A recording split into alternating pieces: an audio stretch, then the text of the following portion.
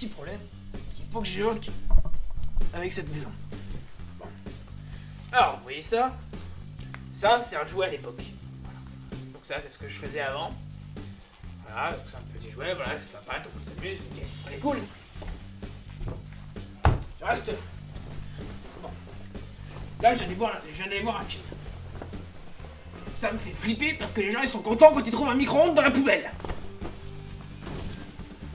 Et gueule.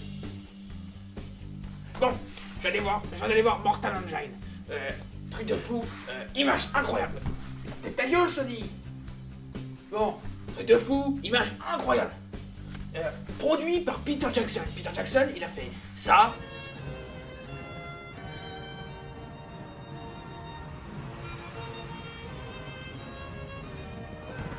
Ça. Will you follow me? One last time.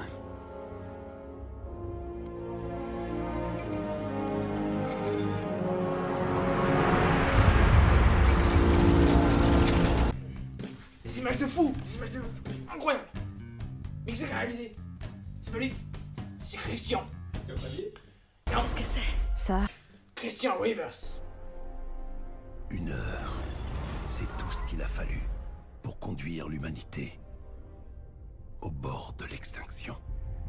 Ce qu'il faut expliquer, c'est que le film a été fait très rapidement. Hein. Ils n'ont pas eu le temps de développer plus d'histoire et de se dire bon, on va faire une suite et tout, parce que en fait, on leur a repris les droits très très vite. Et du coup, ils ont dû se dépêcher pour faire un film. Donc en gros, je pense que la situation, ça s'est passé comme ça. Eh Christian? Ouais. Un film à tourner pour lundi sur mon bureau. Ça parle de quoi? C'est des villes volantes. Bouche qui roule, je sais plus. Ok. Je vais aller très très vite, je vais parler des points positifs. Le film est magnifique. Le film est vraiment magnifique. Les images sont bluffantes. A new age arose. The age of the great predator cities. En même temps, c'était quand même un technicien de l'image qui a bossé sur pas mal de films avec Peter Jackson.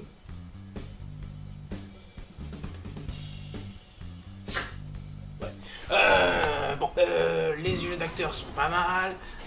L'histoire, bon, on va en parler. Parce que là, c'est les points négatifs.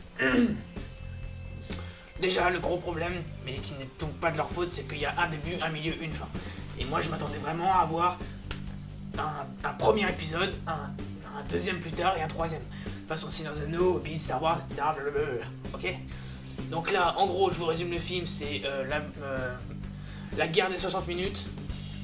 Elle a dévasté le monde. C'est tout ce qu'il a fallu pour conduire l'humanité au bord de l'extinction. Les peuples... À cause d'une arme qui s'appelle le poulpe, le tentacouille, le méduse, comment ça s'appelle déjà cette merde là? Octopus ou un truc comme ça. Et là, bon, tu te dis l'arme elle est ouf, etc. Bon, on va le voir plus tard, l'arme elle est pas si folle que ça. Bon, donc ensuite la Terre est dévastée, on peut plus habiter dessus, nanana, donc là se créent des villes, dont Londres, la ville principale, donc on va voir, parce que justement ce qui m'a aussi déçu, c'est qu'en fait on voit que Londres dans ce film, on voit pas les autres villes du tout, on sait pas ce que fait New York, on sait pas ce que fait Shanghai, on sait pas ce que fait... Bon voilà quoi, donc bon, c'est un petit peu chiant. Et puis après, plus tard, beaucoup plus tard, il y a eu des séparations, en gros, hein, des gens sont habités sur la Terre, parce qu'ils pouvaient revivre sur la Terre, des gens sont restés dans Londres pour continuer à défoncer le monde, et des gens sont vécus dans les airs, ok? Le problème, c'est que les images sont, comme je l'ai dit, fantastiques, mais elles cachent le vide du scénario, vraiment un vide profond, quoi. Déjà, tu t'intéresses pas aux personnages, tu t'en fous s'ils crèvent, s'ils vivent, il n'y a aucune attache qui est faite sur les personnages, et ça c'est hyper important pendant un film. Enfin, t'es d'accord avec moi, je veux dire, quand les autres ils meurent, bah en général dans les films, t'es un peu triste quoi. Et là, quand ils meurent, t'es... Qu'est-ce que vous voulez que ça me foute? Sa famille est dans la détresse la plus totale. Bon, en gros, l'intrigue elle est pas ouf, hein. C'est plus. C'est en gros une histoire d'amour mélangée avec une histoire de vengeance et de possession du monde. Hein. C'est ça qui est chiant, c'est qu'en fait de base ils avaient un truc de fou et ils ont pas développé la guerre des 60 minutes. Ils ont pas développé la guerre entre les hommes du ciel, de la terre et des machines. Ils ont pas développé leur Ouais, mais ils avaient une semaine pour écrire leur scénario. C'est vrai. Pauvre Christian. Hein. Après l'arme, l'espèce de méduse géante. Titanic, du coup, elle est hyper forte, mais à la fin du film, il faut 3 coups, et un mur géant, bon, c'est quand même un beau mur, hein, mais c'est quand même un mur. 3 coups, et elle est toujours pas tuée. Cette arme est capable d'anéantir la plus grande cité en un clin d'œil. Il faut la neutraliser.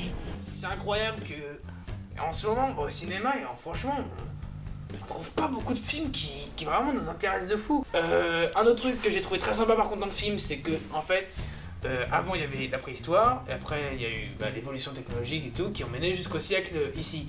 Et en fait, le fait que le monde ait été détruit, ça a replongé la civilisation dans, comme s'il y avait eu un voyage dans le temps vers le passé, parce qu'en fait leurs maisons elles redeviennent en pierre, on voit les usines, etc., comme un peu Charlie Chaplin, les temps modernes et tout, on revoit la construction des machines, la vapeur, etc. Et du coup c'est ça qui est fou par contre, c'est ça qui était vraiment cool dans ce film, que j'ai vraiment bien aimé par contre.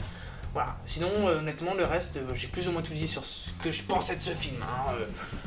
Pas un très très gros film, pas un très mauvais film non plus, hein, il était quand même sympa.